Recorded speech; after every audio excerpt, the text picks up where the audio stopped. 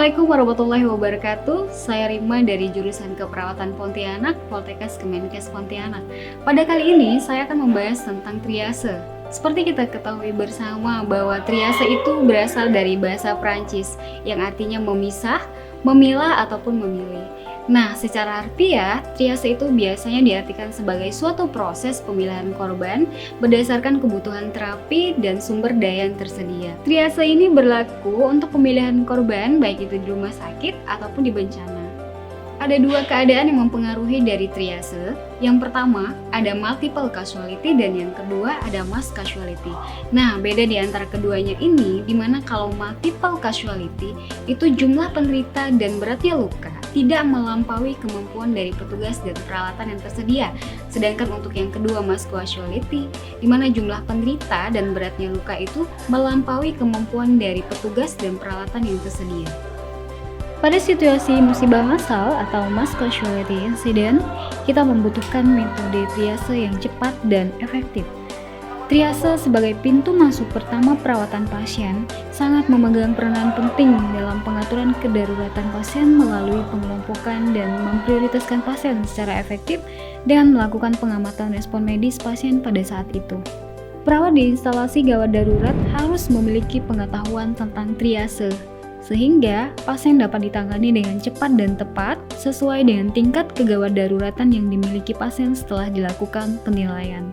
Perawat gawat darurat dituntut agar bisa melakukan triase pada fase pre-hospital maupun hospital. Ketepatan penanganan korban di fase pre-hospital menjadi kunci peranan penting keberhasilan penanganan korban selanjutnya saat dibawa ke rumah sakit.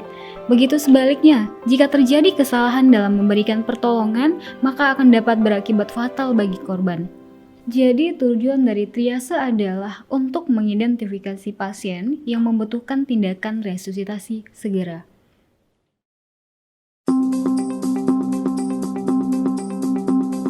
Ada beberapa metode pemilihan korban yang dapat digunakan pada kasus mass casualty incident atau pada kasus musibah massal. Di antaranya ada start triase, jump triase, smart triase, dan SALT triase. Nah, pada video kali ini saya akan membahas tentang metode SALT triase yang digunakan pada kasus musibah massal atau mass casualty incident. Berikut algoritma SALT triase yang dapat kita terapkan pada kasus mass casualty incident.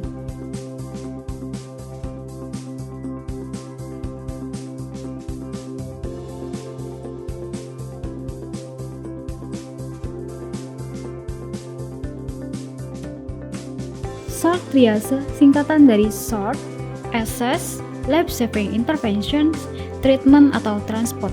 SORT artinya menyortir atau memfilter, Assess yaitu mengkaji atau melakukan pengkajian awal, Life Saving merupakan upaya menyelamatkan nyawa atau kehidupan, Treatment dan Transport adalah memberikan perawatan sederhana untuk kasus yang mengancam nyawa dan segera mentransfer atau merujuk korban. Fokus penerapan SALT triase yaitu pemilihan awal korban yang menggunakan perintah suara, perawatan awal yang cepat, penilaian masing-masing korban dan prioritas, serta inisiasi pengobatan dan transportasi. Metode SALT triase terdiri dari dua tahap utama, yaitu SORT dan Assess. Tahap pertama yaitu SORT. SORT ini dimulai dengan cara menyortir pasien secara global melalui penilaian korban secara individu. Bagaimana cara melakukannya? Tahap ini dimulai dengan cara petugas triase memberikan pengumuman dengan atau tanpa pengeras suara kepada seluruh korban dan dia berkata, "Mohon perhatian." Diinformasikan kepada seluruh korban yang masih bisa berjalan, diminta untuk mendekat atau berjalan ke suatu area tertentu dan akan diberikan pertolongan. Korban yang masih bisa berjalan, kita tetapkan sebagai prioritas ketiga atau P3 dan akan dikaji pada prioritas terakhir untuk penilaian individu. Untuk korban yang dapat berjalan namun masih tertatih-tatih, dapat mengikuti perintah atau pada saat dikaji didapatkan korban mampu melakukan gerakan secara terarah atau bertujuan, maka korban ini kita kategorikan pada prioritas kedua atau P2. Pada korban yang tetap diam tidak bergerak dari tempatnya dengan kondisi yang mengancam nyawa, maka kita dapat kategorikan dalam prioritas pertama atau P1. Dari hasil penyortiran ini, maka kita akan dapatkan 3 kategori prioritas untuk pengkajian awal, yaitu P1, prioritas utama, bagi korban yang tidak dapat berjalan, diam, dan tidak dapat bergerak di tempatnya dengan kondisi mengancam nyawa dan membutuhkan intervensi segera.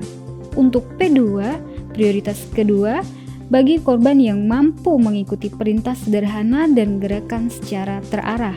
Dan untuk P3 atau prioritas ketiga, bagi korban yang masih bisa berjalan ke tempat tertentu sesuai dengan arahan perawat. Tahap kedua setelah dilakukan penyortiran adalah assess atau pengkajian awal. Untuk pengkajian awal ini difokuskan kepada airway, breathing, dan sirkulasi dengan metode look, listen, dan feel. Nah, untuk look, lihat pergerakan dinding dada. Dan untuk listen, kita bisa mendengarkan suara napas pasien, apakah ada suara napas tambahan atau tidak. Dan untuk feel, kita bisa merasakan hembusan napas korban menggunakan pipi kita.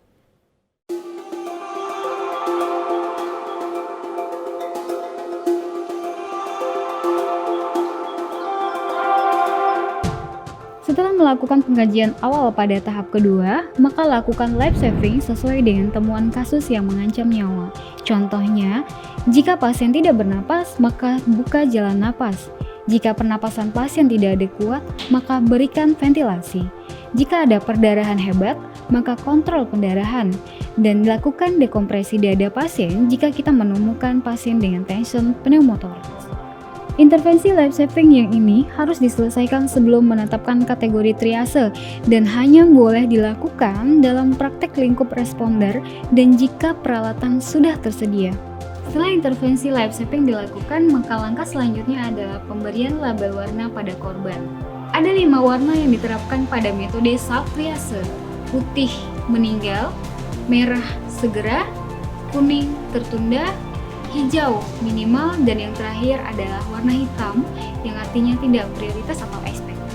Nah, yang perlu digarisbawahin pada metode SALT triase ini, di mana warna hitam itu bukan berarti pasien meninggal, tapi pasien tidak prioritas. Tahap ini dimulai dengan melakukan evaluasi dengan cara cek pernapasan pasien. Jika pasien tidak ada nafas setelah dibuka jalan napasnya, maka kita bisa memberikan label warna putih. Jika pasien bernapas, maka kita harus pastikan lagi 4 poin di bawah ini. Yang pertama, korban mematuhi perintah atau melakukan pergerakan sesuai arahan perawat atau tidak. Apakah nadi perifer teraba? Apakah korban tidak distres pernapasan? Dan apakah pendarahan mayor atau besar sudah teratasi? Jika pasien mengikuti pergerakan sesuai dengan arahan perawat, kemudian nadi perifer pasien teraba, pasien tidak mengalami distres pernapasan, dan perdarahan tidak ada atau sudah terkontrol, maka perawat harus memastikan apakah terdapat luka minor atau kecil pada pasien. Dan jika pasien hanya mengalami luka minor, maka perawat dapat memberikan label hijau atau minimal. Tapi, jika pasien mengalami luka yang luas atau luka mayor, maka perawat dapat memberikan label kuning atau tertunda. Jika ada salah satu yang tidak memenuhi syarat dari 4 indikator ini, maka perawat harus memastikan apakah sumber daya yang tersedia dan peralatan yang ada itu memungkinkan untuk memberikan pertolongan pada pasien.